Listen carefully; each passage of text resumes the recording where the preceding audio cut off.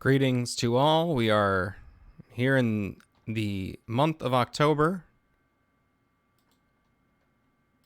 in our series, Going Down 9 Chickweed Lane. It is the 4th of October. This is a Monday strip following a Sunday strip. Here we see the young Etta Berber at the cafeteria with two of the sisters there in line ahead of her.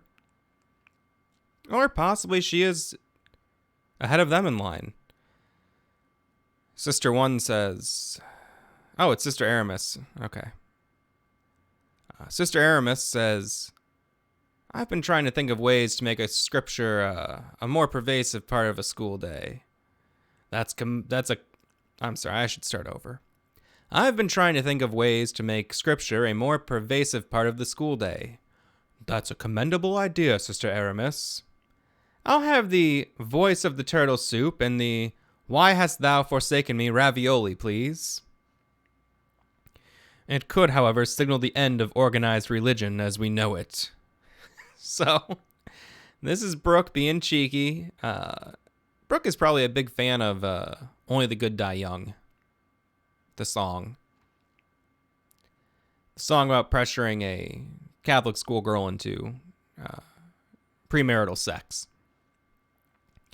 So the voice of the turtle and the why hast thou forsaken me are, of course, references to scripture. And we have them here paired along, lunch items like soup and ravioli. And who... I've never had a lunch of soup and ravioli, but why not? There is something very charming about these two adult women having a carton of milk. Isn't there? Let's move on. Look, Etta, a chest hair. Yes, we see here they're at school. They're inside of the school. And Amos has unbuttoned his shirt and is showing Etta his bare chest. That's not a chest hair. Sure it is. No, it isn't. It's just a bit of string. Look. Pink. My manhood. Ah! Sister Stephen, do you have a little scotch tape? And, so Etta has plucked the single hair, causing Amos's head to grow twice its original size, and for his eyes to become fully visible for the first time ever, I think, in the strip. A truly horrific sight. And I'm realizing something even more horrific about Amos is that I've often thought that this shape right here was just his shirt being sloppily tucked into his pants. But that appears to be his waist, his navel area,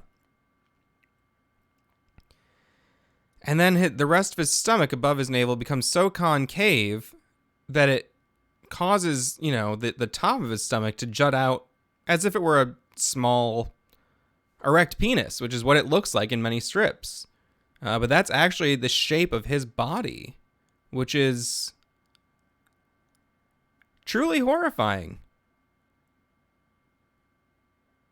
Very truly horrifying, actually.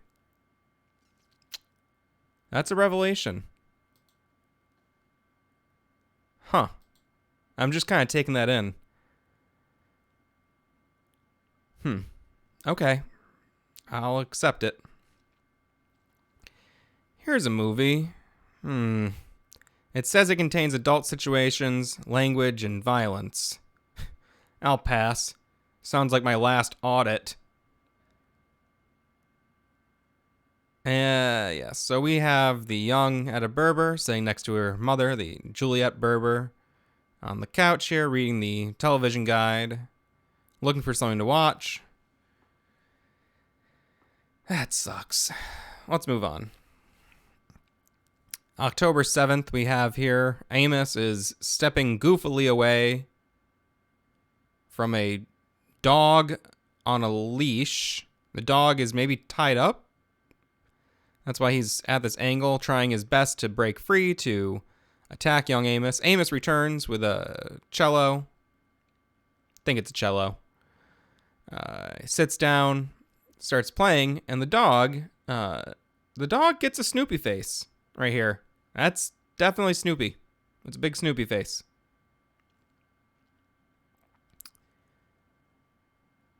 And the dog becomes attentive to the music, and Amos pats him on the head and says, Bach. So, a rare appearance of the fully rendered shoe in the first panel, and the shoes becoming an extension of the pants in the final three panels. Usually, the first three panels have the pant-shoe combo, although we do see what I think could even be interpreted as a shoelace right here. But instead, the fully rendered pant leg, ankle, and shoe is all in the first panel. That's rare. Again, makes me wonder if this was just drawn separately and then Brooke figured out, all right, how do I get back, how do I make a story around this? Pretty damn stupid, honestly, the whole thing. Moving forward to October 8th of 1993. Want to play a game? Imagine everybody you see naked, like that guy over there, or that one. Or that woman, or the guy she's with, or him.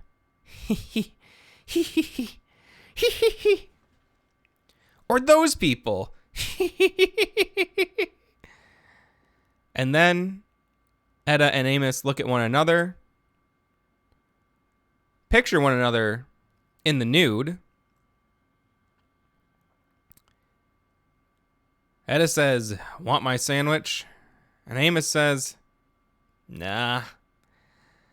Meaning they have pictured each other in the nude and are so disgusted by the idea of one another's bodies that it has caused them to lose their appetites.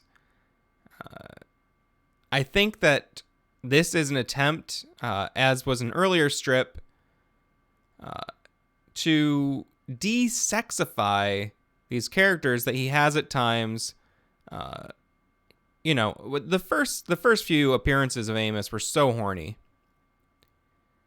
And there's been times where Etta was trying very hard to appear sexy and wanted to be, sexualized. And so it does seem like Brooke is backpedaling on that, which I honestly do appreciate. Him, making these essentially, teenage, young teens less sexual, I think is commendable. Is it? No, he should have never over-sexualized them in the first place. Let's move on. Look, Mom, over in the corner. It's Daddy, and he's with a date. Wow, look at her. She must be 19. Can you believe that makeup? And those tacky earrings. They're dining at La Carte. The waiter is seeing them peering over at Daddy and his 19-year-old little hottie. You can see their brows are very high, eyes wide. They're peering over their menus. May I interest, madames, in some sautéed mushrooms, or would that blow an ambush?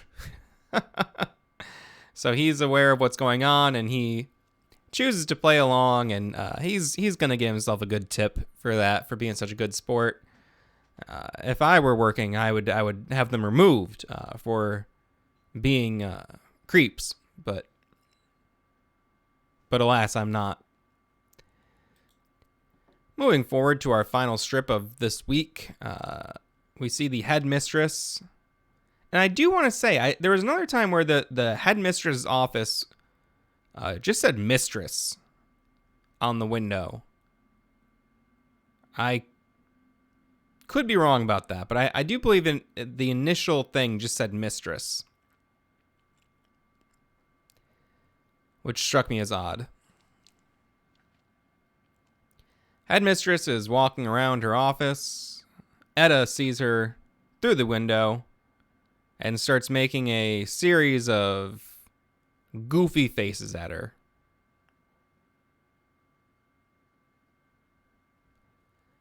I'd love to provide some sound effects for these faces. This is some of the best, most interesting cartooning I've ever seen from Brooke. These faces are grotesque, but there's a lot of charm to them. His affinity for putting large bags under his characters' eyes and making their mouths all grotesque is really paying off right here, actually. Kind of reminds me of the designs for the 90s reboot of the Addams Family. It's the kind of vibe I'm getting, actually, for some reason. The cartoon, not the film series. The headmistress says, "Hello, maintenance? Can you remove that one-way privacy mirror you put up in my door? It's not working out." "What do you mean you haven't installed it yet?" And the headmistress looks back, and Etta has disappeared. So we see here again, Etta is a bit of a problem child, as are many children who are forced to experience their parents splitting up. I have to think that even the film Problem Child, I believe that child was experiencing a divorce of his parents. It's a hard thing for kids to go through, and they will act out. And but at least we can have a chuckle about it. Here, thanks to Brooke McEldowney, the notoriously horny cartoonist and creator of 9 Chickweed Lane. I'm gonna go back and see if I can't find that strip where they just called it the mistress's office.